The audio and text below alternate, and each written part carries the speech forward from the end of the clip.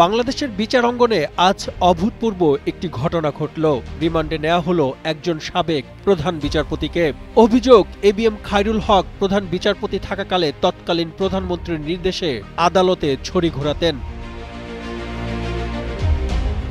গত ৫ আগস্ট শেখ হাসিনা পালানোর পর এই সাবেক প্রধান বিচারপতি চলে যান লোকচক্ষুর আড়ালে।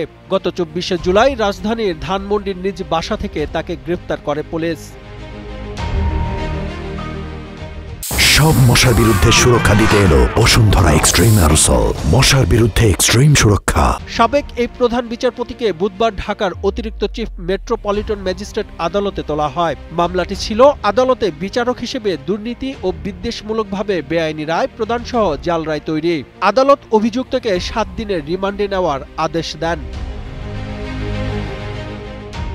এর আগে কড়া নিরাপত্তার মধ্য দিয়ে প্রিজন ভ্যানে করে খায়রুল হককে সিএমএম আদালতে হাজির করা হয়। কোনো রায় দেওয়ার জের ধরে করা মামলায় বাংলাদেশে এই প্রথম কোনো সাবেক প্রধান বিচারপতিকে রিমান্ডে নেওয়া হলো।